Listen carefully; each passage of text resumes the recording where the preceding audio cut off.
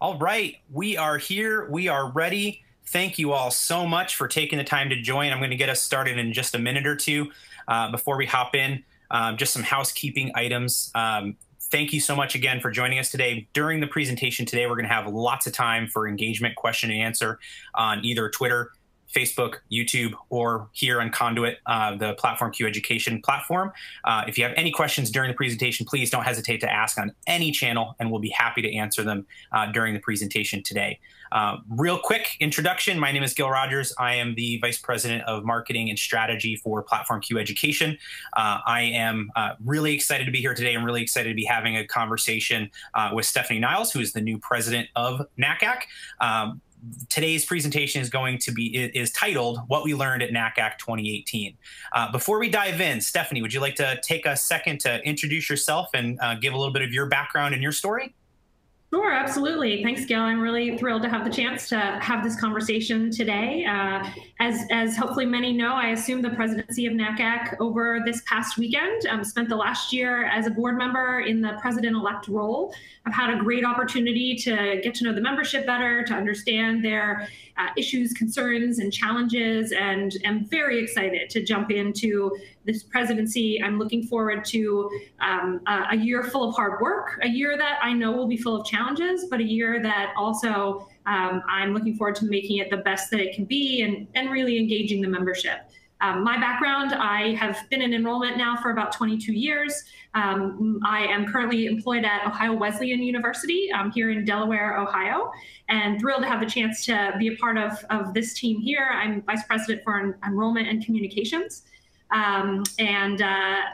Between that and NACAC, very busy and constantly focused on all things enrollment and recruitment related. Awesome. And when you're not focusing on enrollment and recruitment stuff, what are your hobbies? What do you like to do?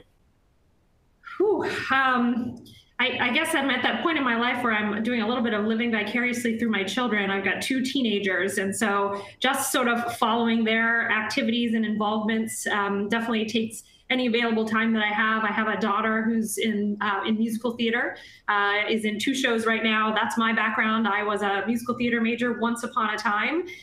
If there's ever time again in life, I will get back to performing in some way, shape, or form. But for now, just watching what she does and any theater opportunities in the local or regional area, I love to take advantage of. Awesome. Awesome. Well, I think at a future NACAC conference, we'll have to plan a evening reception where you're doing like a medley of different shows and events. That'll be your retirement work. We were talking before the broadcast about what we'd be doing in retirement, and there we go. We have your job for you, Stefanie. I have stayed away from the karaoke stages at the socials, but I may have just outed myself here. There we go.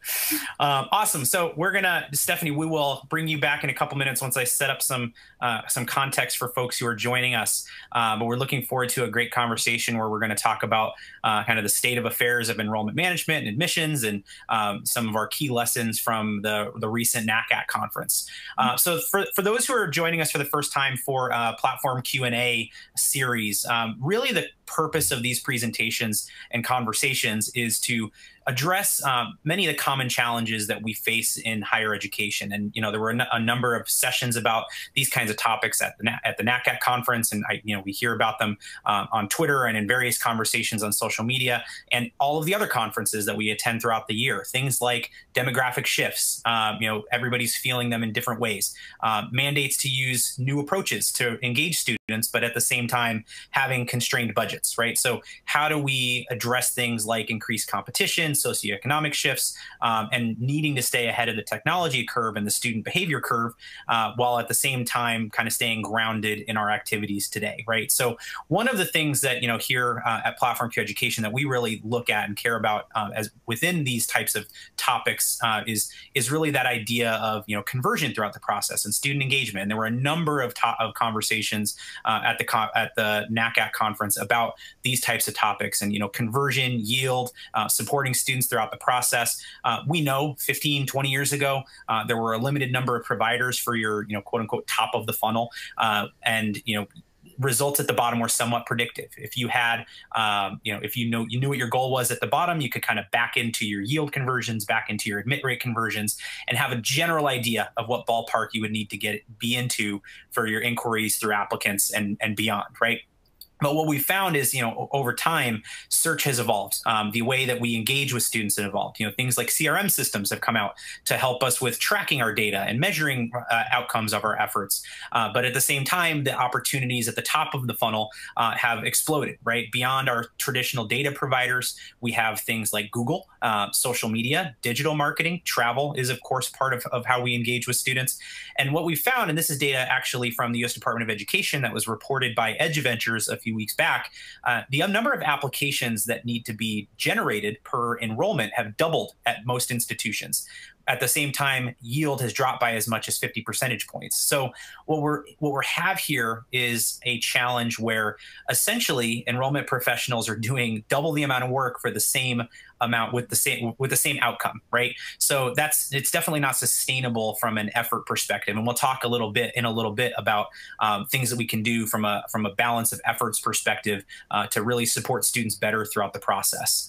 The other thing that we know is that the way students engage with content has evolved as well. Today, more than 7 in 10 students watch videos from colleges. But at the same time, it's not just what videos, but it's where.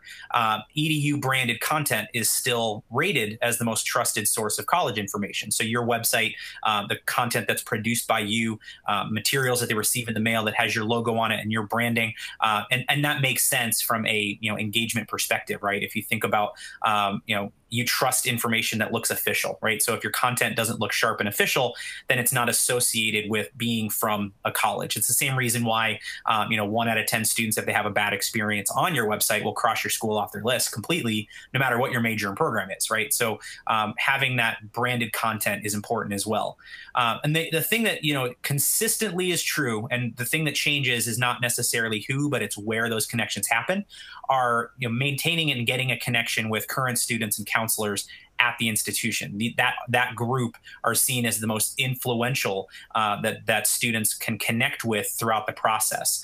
And like I mentioned, that's been pretty consistent over the past number of years. Current students tell your story.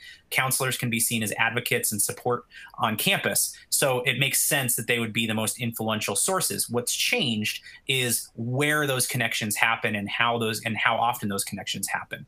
So really, when we talk about student engagement, and then the last thing that we know from student behavior, and it's not just students, it's really consumer behavior. If we think about the way that we engage with brands, with our phones, with everything, we want everything to be easy to use, immediately accessible. So one of the things we do here at PlatformQ Education is develop a platform called Conduit. And the reason why I mention this is what Conduit does is takes all of those truths, puts them in one place, and also provides the opportunity for that university branded real-time engagement with the support to help you.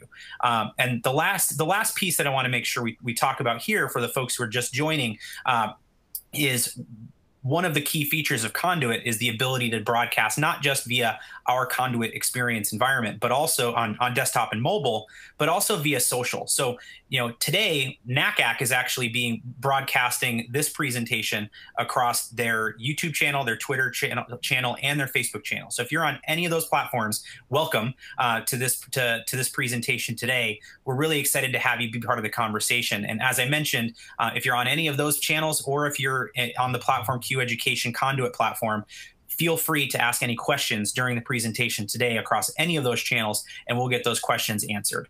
So that's enough of the kind of overviews and the how we're doing, what we're doing, and why.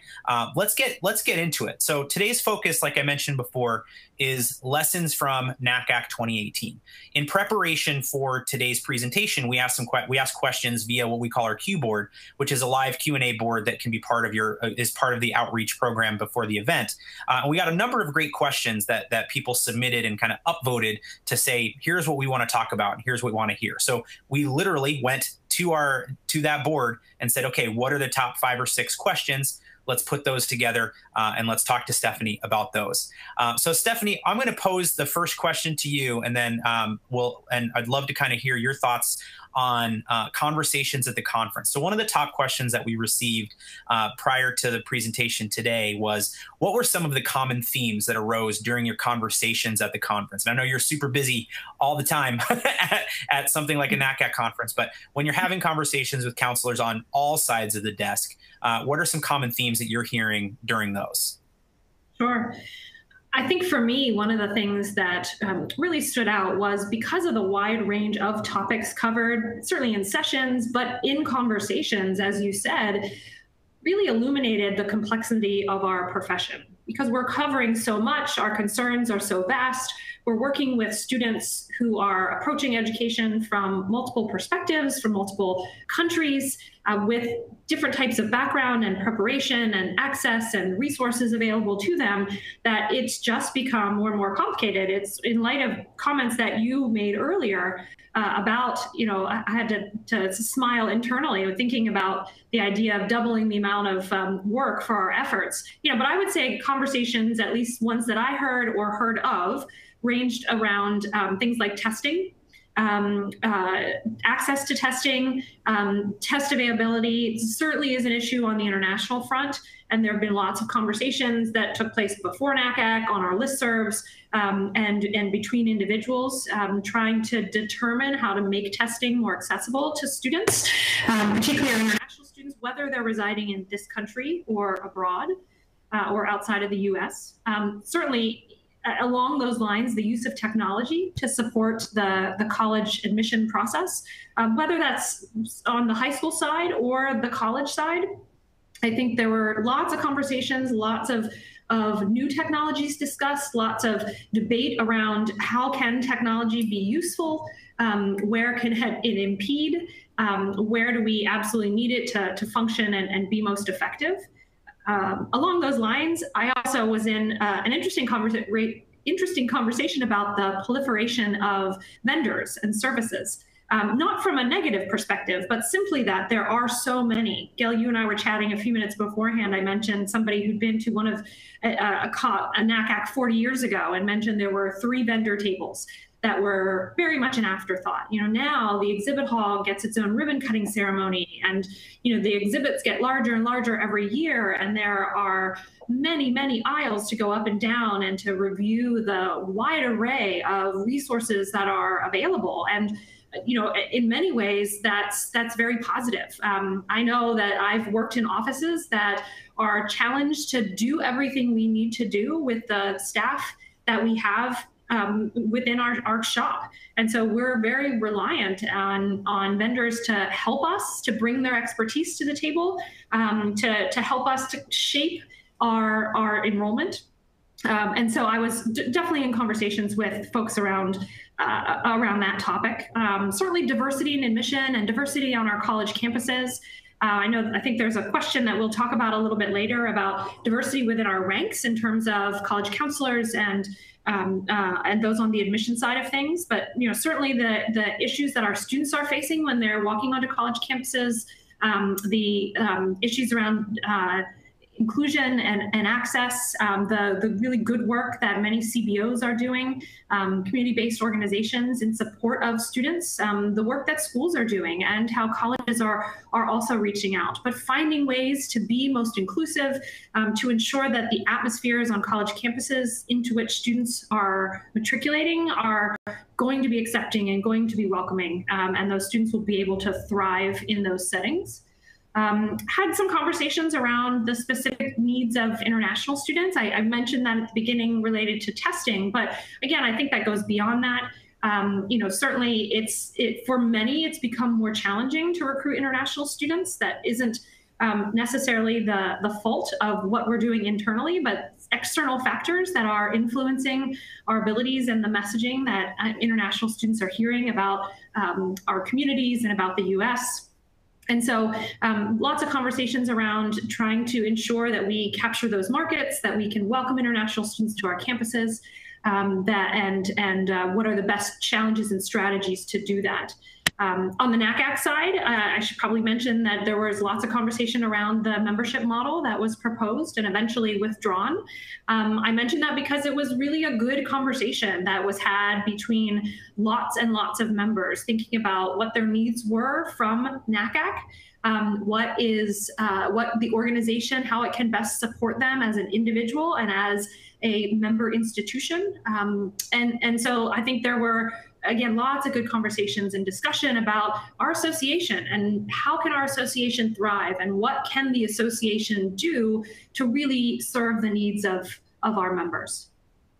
So it's a long list, and it probably just touches upon some of the many things, but I was reflecting in advance of some of the conversations that I was a part of. Those were some of those that were top of mind for me. And I'll certainly be curious to hear if there are others from our viewers.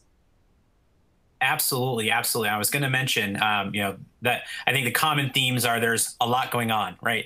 that's a pretty, that's my best summary. If anyone has any thoughts or questions on any of those topics, feel free to ask them on Twitter, Facebook, or YouTube, or here on the Conduit platform. We'd be happy to add your question to the thoughts. Before we go to the next question, one of the things you mentioned was staff engagement. During my presentation at the conference, the title of it was, the focus of it was on building engagement strategies, and the intent was supposed to be originally around engaging prospective students. But one of the topics that came up that was very interesting was, how are we engaging our staff to keep our staff around longer? Many folks who are starting in higher education today, and in specifically admissions, are overt in saying that their career goal is to be there 2-3 years, and then if they're not promoted by that point, have a career either elsewhere or move to another institution. What are some things in your experience that admissions officers, particularly directors and vice presidents, can do to engage and support their staff and keep them around longer, so that they're maintaining that relationship with the high school counselor staff and students more than one admission cycle?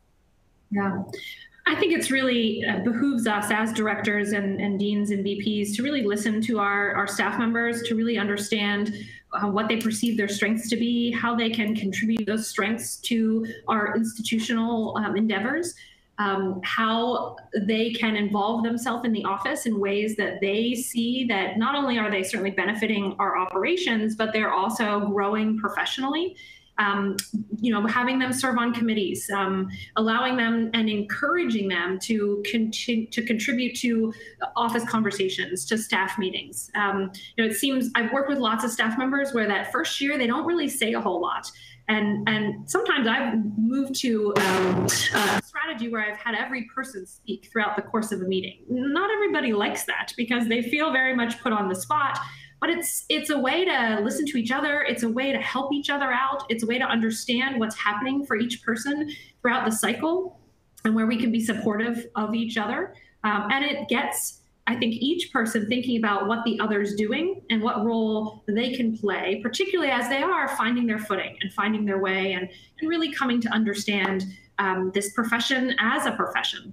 I also think professional development. I was really fortunate to have a supervisor when I was in my second year of college admission who said, why don't you get involved in Indiana ACAC, which is where I was at the time. And I jumped right in, found myself pretty quickly in a leadership position and really never looked back. I hired a young man this year in my office here at Ohio Wesleyan.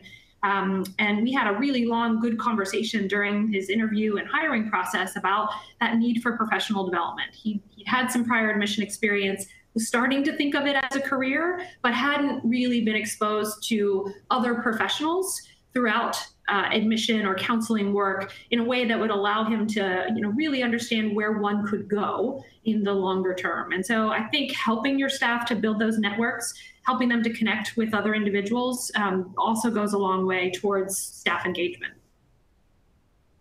Great, awesome.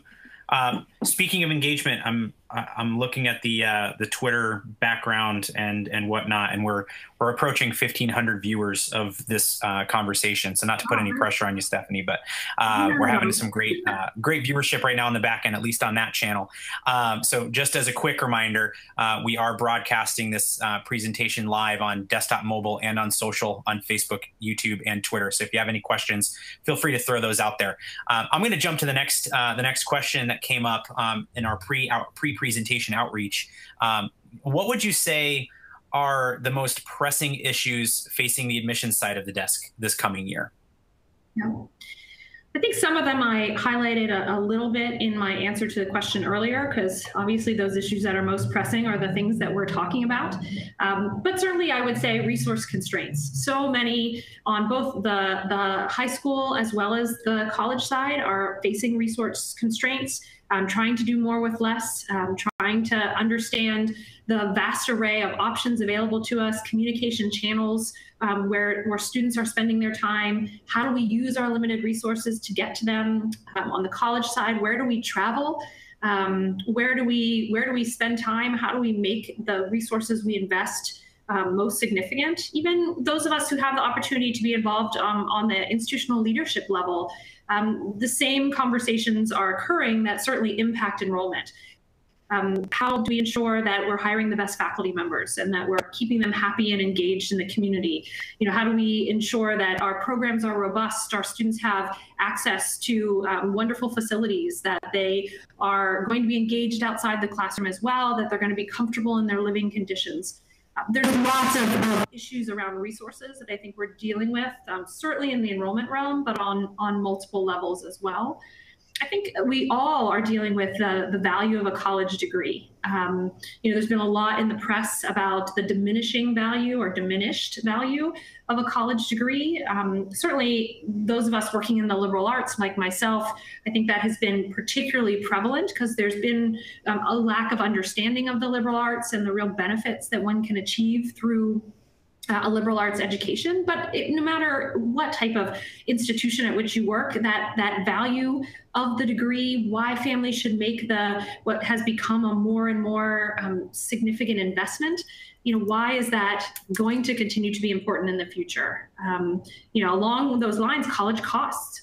How are our college costs impacting students as we look at the next 10, 15 years, and we look at many institutions increasing their average cost by 2, 3, 4, even greater percentages. And certainly some institutions are out there trying some different things around tuition and pricing and price matching. I think there's some interesting things to be looking at to see how they captivate families, if they captivate families, and how that impacts their perception of cost. But I think there's, we've all talked about the business model being broken. I think we're really going to have to continue this year and in subsequent years to think about that issue. I talked a little bit about diversity, equity, and access. Again, those are issues that nationally we're confronting, and certainly on our college campuses, as students are grappling more with and wrestling with those issues around identity, issues around diversity. We need to be there for our students to be part of those conversations, help them explore those conversations, and know the resources that are available to them. Gil, earlier you referred to demographic shifts. And of course, I'm preparing for our what will be my first Board of Trustees meeting here at Ohio Wesleyan University, and have a handful of slides about demographic shifts to make sure that our trustees understand where we sit in the Midwest, and no matter where you are in this country, there's lots of places that look a lot like Ohio with not a lot of positive news in the coming years. We aren't all going to be able to rush to those parts of the country where we see that there is growth and attract those students to our campuses. So we're going to really have to think about, what does that demographic shift look like? When we do see rebounds, who are those students? What's their background been? How are they able to afford and participate in college? And how do we make college more accessible? And then I think one other that comes to mind is international. And I talked about that earlier, but just again, with the ongoing challenges, I think, within the environment nationally, how are we as college campuses and as enrollment professionals going to be working with international students and help them achieve their goals for an education in the U.S. as well. Another long answer, but again, it's complicated, right? It's complicated, all the different issues that we're facing. And these aren't just sort of issues for this year, certainly, but I think that, they haven't changed a whole lot. I think some of them certainly ebb and flow a little bit more than others. But I think there's a lot to do, and a lot, in higher education that we are going to have to do to continue to make this experience most accessible for students. Yeah, I agree. And I think, there's some elements of the more things change, the more they stay the same. But there's others, the challenge, like I mentioned before about, even the way the key influencers of a prospective student are current students and admissions counselors. That's been a truth for a long time, but it's where those connections are being made is different now. It's the same thing with respect to access, right? We've always, as an industry, needed to focus on and support, students from access populations. Now it's where are those students, and how do we better support those students even more to make sure that we're opening our circle wider to include them versus making the task a little bit more challenging. So in that same vein, I'm actually going to go to the next question, and there's some opportunity here to maybe share some examples of some things you're doing or you've heard of. How can admissions officers, generally speaking, better support high school counselors given time and resource constraints? And I'll actually share a quick story that came about on a conversation on Twitter a couple weeks ago, which is things like lunchtime visits, where you have an admissions officer sitting in a cafeteria waiting for students to put their phones down and come talk to them during their lunch wave. Those types of activities, are those the best ways to support a high school, knowing that the high school is time constrained and there's issues on their end, and that's why those types of things happen. What are some ways with things that even the admissions officers who might be watching us from a Panera Bread on the side of the road right now, what are some things that they can be doing to make that process, in the midst of their fall travel, more effective for students throughout the process?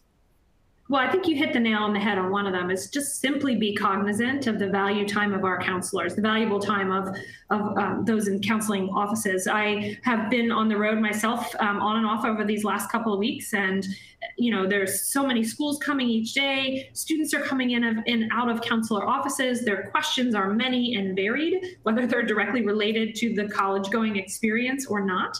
And so I always try and be cognizant of those individuals, really try and think about the information that I want to impart to them in a very short period of time. I certainly want them to know what I believe is important about Ohio Wesleyan, but also, again, want to be sure I leave with some knowledge on the institution so that I can better serve their students. So hopefully that is those exchanges that we do have are a give and take, certainly. And then I think, making information available to counselors in whatever is the most accessible and user-friendly format. And I can't say I always know exactly what that is. And I think that it's always shifting and changing. I've been in offices which are keeping paper files and still find that their students are gravitating towards that information in their hands.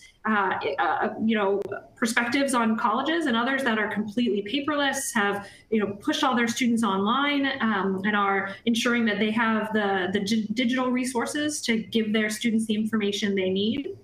So having an understanding of how those offices function and how we can interact with them most effectively, I think behooves us to observe and to ask those questions.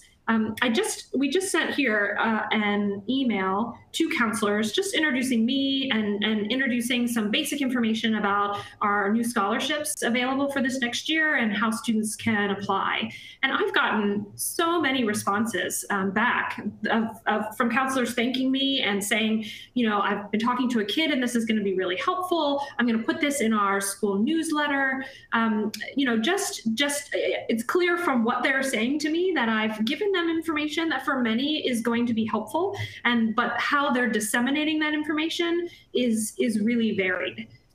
So, again, I think it's going to NACAC, it's going to our regional ACACs, it's going into schools, it's having good conversations with counselors, and understanding that it's they're not all one and the same, but they're very different. And how can we really serve each individual institution's needs as best that we can?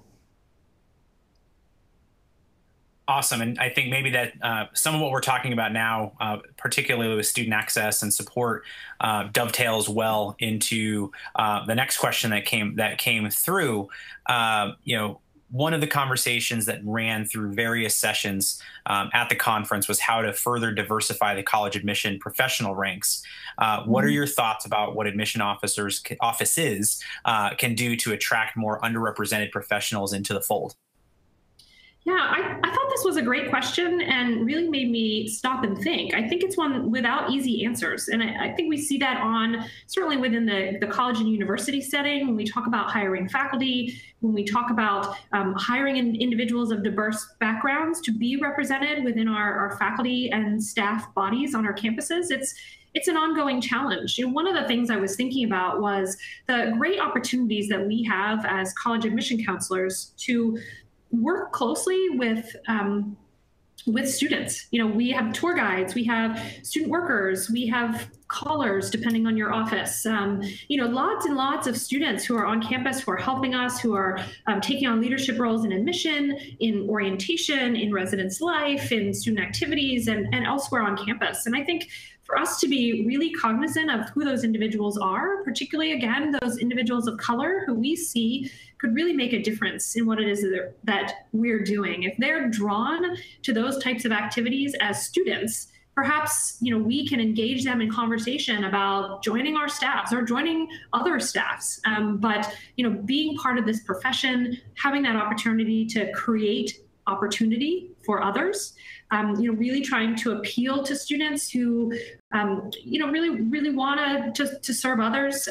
Obviously, it is a certain type of individual that gets involved in this profession and has to be dedicated in particular ways. But again, I think we see all kinds of students of diverse backgrounds serving in those roles on our campuses.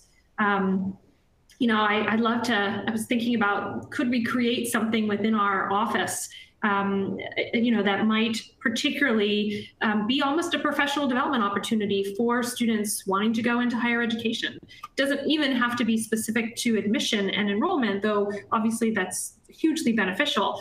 But we need great individuals of diverse backgrounds throughout higher education. And so all that we can do to support that, I think, is necessary and valuable.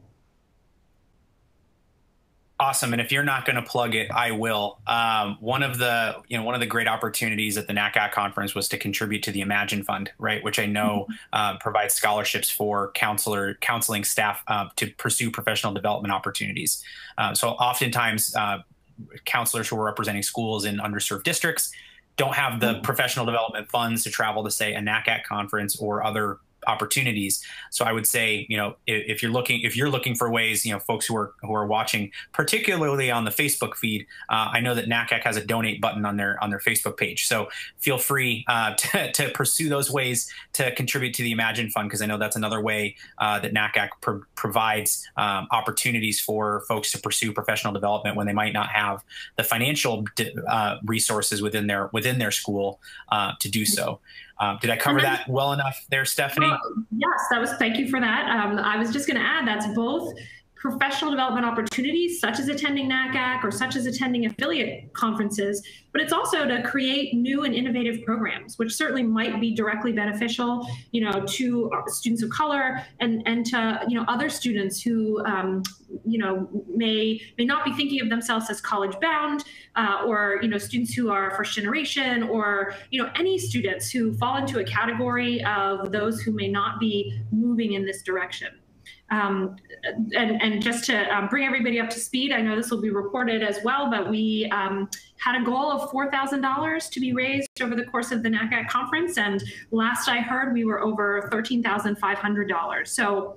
So many thanks to the membership for the great work that they did, that those monies came in through different resources, online and dip jars, and in person with cash and checks. And so we are very, very grateful for your contributions. And of course, they will go towards benefiting these populations that we've just discussed.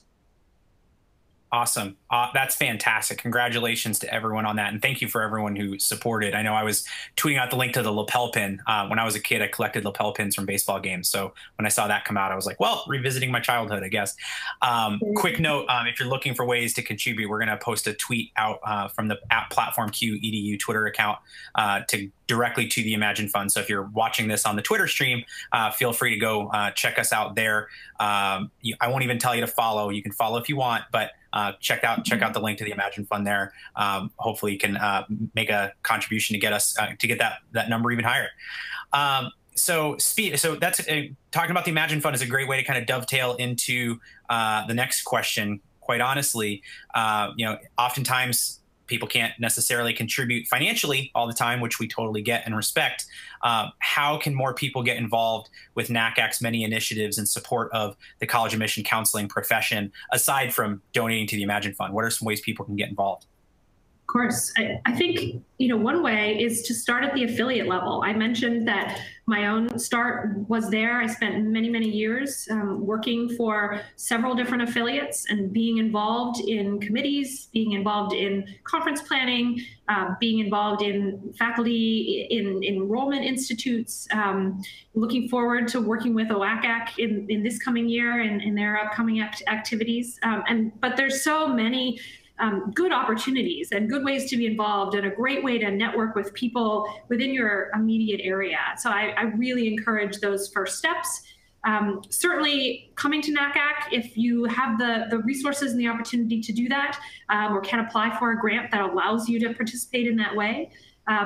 We are, there's, as we've talked about, terrific opportunities for networking, for exploring professional development, for learning new things that you can immediately bring back and implement in your offices from the sessions that we present. I'd like to think I did a session on with several colleagues on unlocking your market potential, how to build new markets. I'd like to think that we really try to give people some good ideas as to how they could utilize the resources around them, maybe in some different ways than what they've thought about, to explore new opportunities, given those challenges we've alluded to and discussed. I think the board, the NACAC board, has a number of committees. There are 11 NACAC committees. 7 people serve on each one. And they represent a range of issues and topics that are important to our membership. We populate those committees throughout the membership. So we are really looking for people who come from across the country and across the world, who bring different perspectives and backgrounds: public school, private school, college, high school. We're very much looking for a wide range of perspectives, because we're asking those individuals to really think about and to take action steps on a variety of issues and topics. So I encourage people to apply for committee service. Probably late November, 1st of December, you'll see an application for that. Again, while a lot of times people who apply for committee service have served within their affiliates, we're also looking for new perspectives and different ideas. So don't let the fact that you maybe haven't been involved to the extent that you would have wanted to prevent you from applying. And then, of course, there's also NACAC board service. We are, again, it's a place where we are looking for new thoughts. It's a group of people that come together a number of times a year that talk about and wrestle and think through the issues that are facing our membership and how can our association best serve those individuals. And so, again, we want those different perspectives. The application for committee service and for board service will be available at the same time. And you can indicate an interest in either. So really looking and hoping that people will put their name forward. We've talked about all these interesting challenges that, we get to wrestle with as an association. And I find those sorts of things invigorating and exciting. And just the fact that I get to also not just think about my own institution and the perspectives here, but I get to think about what's happening throughout the profession. It's just a tremendous opportunity, and I encourage people to think about getting involved in that way as well. There's also, there's webinars, There's even if you are a little bit more bound to your school, your responsibilities keep you a bit more localized. Look at the webinars that we offer. Look at the book reads, the book club experiences. You can come together with other professionals virtually to take part in some of what NACAC can offer to its membership. Oh, last thing I should mention are the SIGs. The special interest groups that oftentimes meet at the conferences. There are many of them. They are varied. They cater to individuals who have a particular passion or an experience or work in a particular area. Again, another great way to come together with others, to share ideas, share thoughts, collaborate with others, and just on a particular topic or on a particular issue or from a specific perspective. That's a very thorough response, and we'll work on taking some time to tweet out some links from PlatformQ Edu to those different opportunities on the NACAC website. I am very glad that you brought up NACAC Reads as a hashtag NACAC Reads. If you're on Twitter, check it out after the presentation today. Great opportunity to read a book from a great author every couple of months. I like to joke that it's like a real book club where you pretend you read the book and show up and drink your glass of wine, but I actually do read the book and join whenever I can. It's just a great opportunity to engage with an author who's always writing about something that is related to education in some way. And sometimes it's about the development of the teen mind. Sometimes it's about supporting underserved communities. So there's always things to draw people with a specific subject interest, but also to maybe make you think about things that you might not have thought of before. So great opportunity there to get involved with that. I'm looking forward to hearing when the next one comes out and start ordering my book and getting that going. So the last question that we had in advance, and again, we're broadcasting live on Facebook, Twitter, and YouTube. If you have questions on those platforms, feel free to ask. And we're also here on the Conduit environment on PlatformQ Education as well.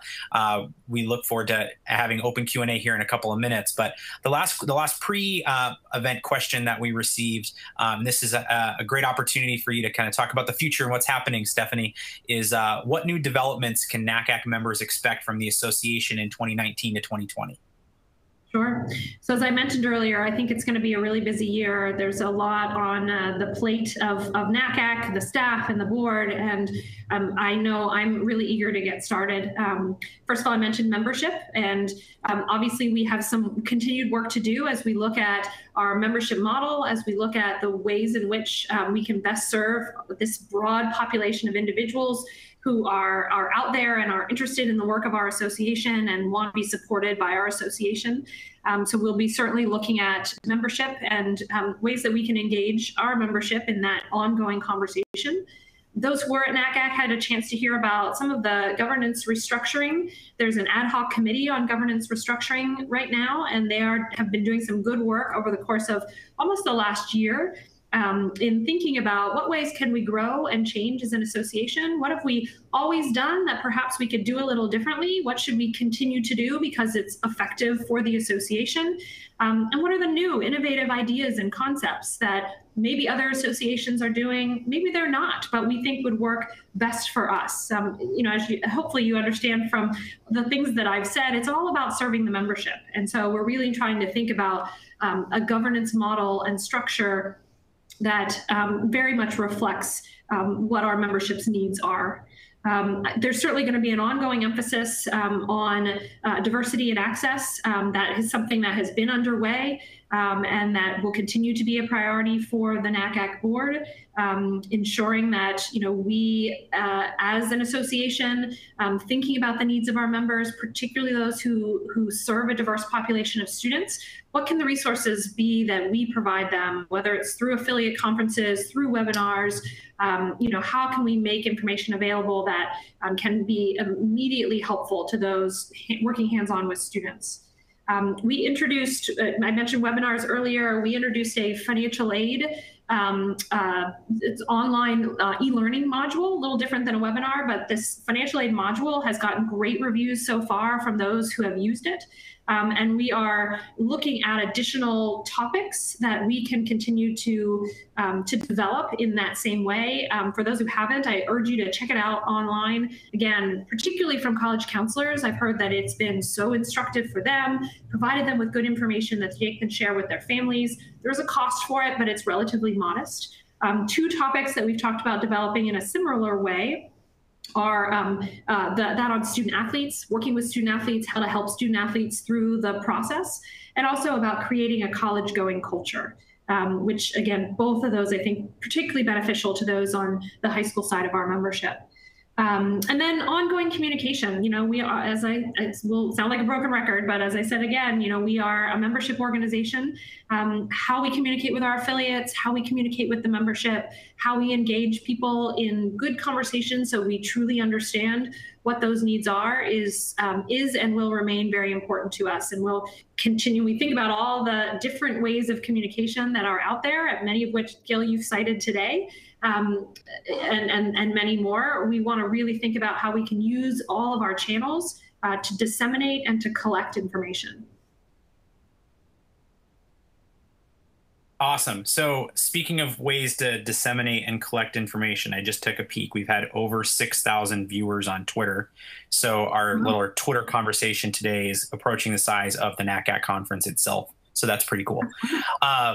Thank you so much for all the insights and the conversation today. Really appreciate you taking the time to join us and be a part of this. I know you're very busy with your new role at school and new role at the association. It's awesome that you've been able to step away to share some of those insights. I'm going to go ahead and turn it over to the floor of everyone who's viewing on Twitter, Facebook, YouTube, and here on Conduit via PlatformQ Education. So if you have any questions, ask via that preferred channel or on the platform. We already have one. So the question that we have here is, if you could only pick one, what would be the biggest takeaway / advice for those who weren't able to attend NACAC this year?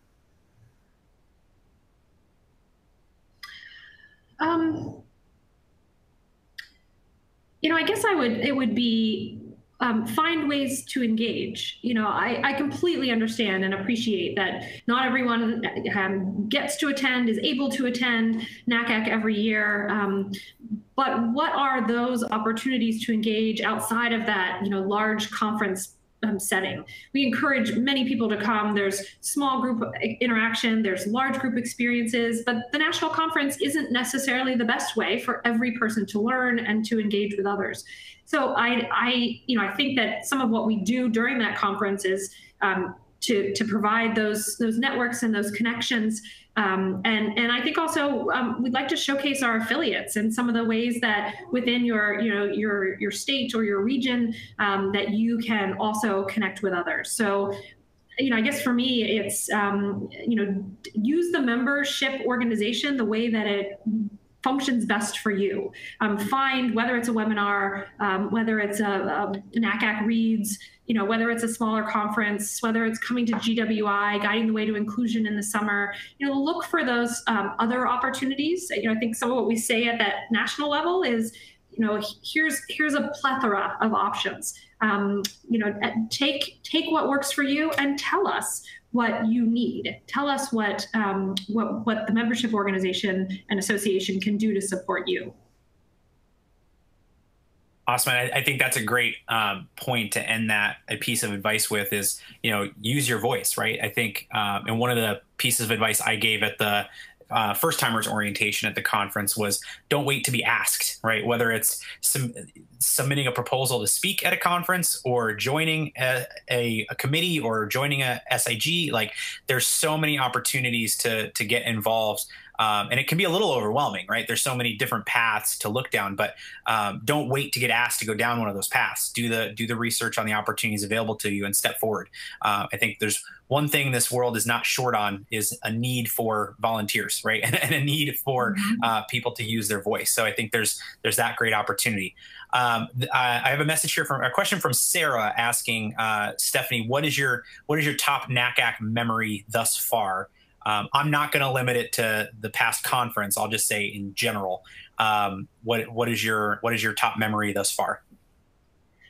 Gil, before you and I, before we came live, we were talking a little bit about people whom we know or have interacted with that have been to 40 plus NACACs. I have not had the good fortune in many ways to yet go to 40 plus NACACs. But I think what drew those individuals back is the same thing that draws me back every year, and it's the people. I remember this year and other years on my way to NACAC, people posting on Facebook and on Twitter and, on my way, so excited to reconnect with friends and colleagues, looking forward to great professional development opportunities. I don't think I have just one, because it's all about the people. For me, it's been about the people I've had the opportunity to interact with, to see every year. There's some people I almost only see at NACAC and maybe one other place throughout the course of the year.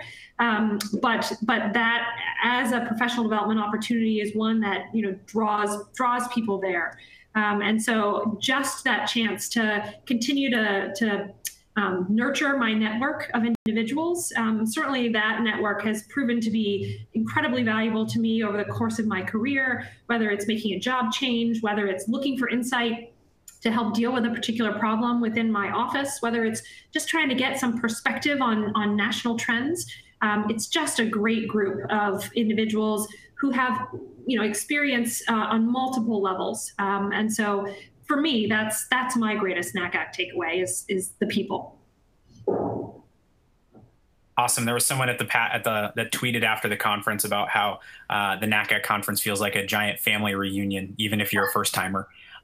So it's it's a great way to think about it. We'll call this our last question. Obviously, keep the conversation going on social media afterwards. We'll be happy to participate and engage in that conversation afterwards. But the last question we have here is, how have you seen NACAC evolve over the past 10 to 15 years? Not just the exhibit hall only having 3 exhibitors and now being a complex in and of itself, but throughout the service of the association, the things that have been going on, what have you seen as the evolution over the past 10 to 15 years? Yeah, I mean, I think that, I haven't served in a leadership role for that full time period, but when I think about going to conferences, about people I know who've been involved, when I think about the association, I really have to relate it back to some of the first topics that we discussed about the complexities of our profession. I think that that's reflected within NACAC. I think that's, we have more and better and different ways to engage and to connect and to collaborate now. That we are, I think, continuously working as an association to try and involve our membership, to try and ensure that their voices are heard, to really deal with the myriad issues. I think new technologies have introduced new challenges, opportunities, but also new challenges. And so I think that as an association, it's grown in number of staff members because there's so much more to do, and to keep on top of and up with and relevant to our members. I think over that time period, NACAC's had to work hard to really connect with the association and to serve it well. But I think that it has risen to that challenge. There's always room for improvement, but I think that we continue to look for ways that we can be most relevant as times change and things evolve. Awesome. I think that's a great way to conclude the conversation. We look forward to seeing everyone in Louisville next year, but obviously at many opportunities to connect in between now and then. Where are you going to be next, Stefanie? I'm sorry? Where are you going to be next, conference-wise? I'm sorry, I'm not sure where am I going to be next? Yep. You mean what conference am I attending? Yep. You mean a NACAC conference? In general, where are you going to be on the road next? Oh, sorry, on the road next. I'm thinking, well, I'm going to a Board of Trustees meeting right from here. So no, I'm actually headed to the great state of Pennsylvania next. I will be going out to Philadelphia next week en route to New York. So I know I will hopefully see some of our viewers today on the road. Fantastic. Well, thank you so much again, Stefanie, for your insights and your thoughts. We look forward to continuing to support here at PlatformQ Education as well. Anyone who would like to keep the conversation going on any of the social channels, please feel free to do so. And we look forward to seeing you all next time. Thank you so much, Stefanie, and have a great day, everyone. Thanks to everyone.